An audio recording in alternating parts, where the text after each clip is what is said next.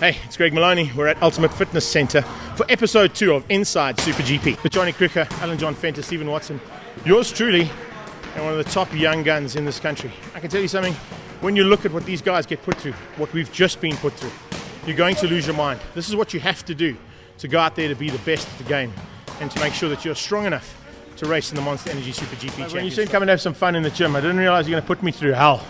Well, Greg, I'm glad you guys are here. Big thank you to you, to Stephen, from SuperGP.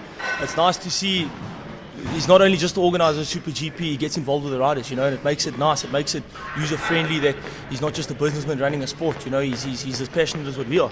And, I'm glad you guys are here. You can see how hard we train behind the scenes and that we don't just arrive and ride, and this is the kind of effort you need to put in, to put on a good show at SuperGP.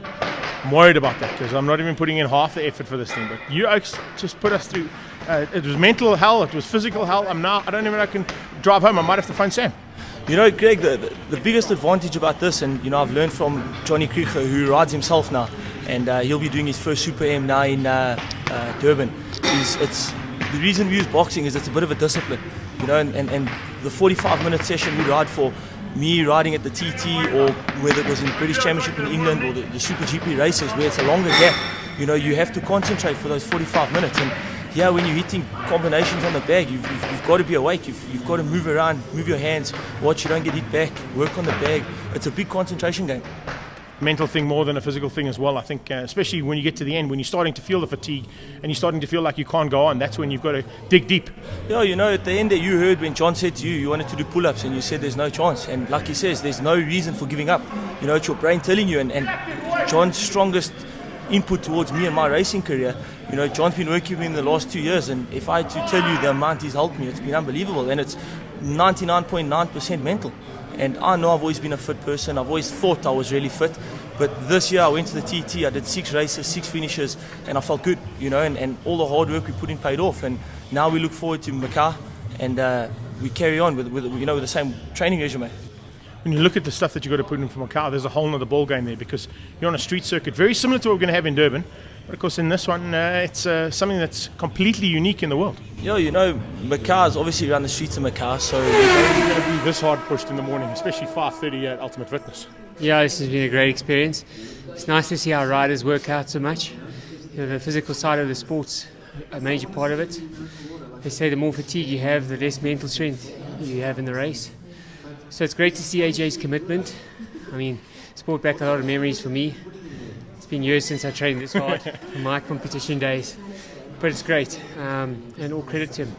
He certainly puts in a massive effort. You've been through this whole thing. You've been there, you've done it, you've got the T-shirt, now running with gas.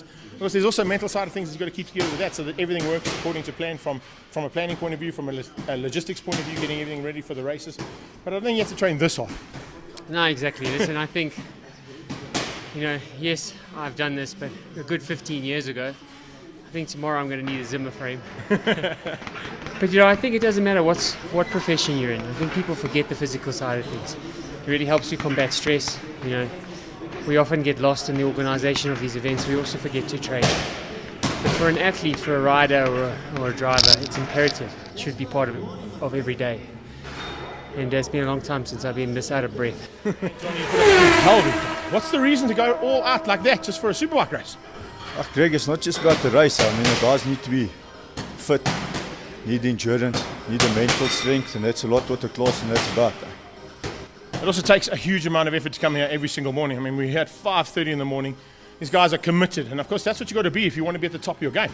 No, that's correct. AJ's here every morning, Monday to Friday, 5:30. 3 days a week, a gym session, then he puts in 4 group classes, Monday to Thursday in the afternoons as well. It's a hell of a lot of work, and of course you're having to concentrate so much. No, that's it. The concentration needed to perform the class, do the class and the boxing properly. It works for the racing. You need that concentration, you need the mental strength, endurance to get through 20 laps. What other factors you've got to take into account, Johnny, when you're playing around? Because you're putting a massive effort in here, so surely diet must be a major factor as well. Now look, the diet plays a big role because training 5 days a week, sometimes 2 hours, 3 hours a day, the diet needs to be right. What kind of diet would we be looking at in terms of what would AJ be on right now? Look, AJ will be on a big carb diet. protein, plenty carb though, because the training takes a lot out of him and he needs the energy. So. And then, of course, there's no alcohol, there's no additional drugs or anything like that that are helping him out. This is purely physical strength coming out of the young man and what you're putting him through. No, not at all. AJ is not a drinker. I mean, there's no supplement you can take for the training. So it's all natural. It's all him on his own. And this is what you look like when you're done. Toast. Tell us why you do it. For the passion, because nobody else can. Hi, I'm Alan John Fenter. This is Inside Super GP. You can catch me on Facebook, Alan John Fenter, AJ Fenter Racing, or on my Instagram, SAC0039.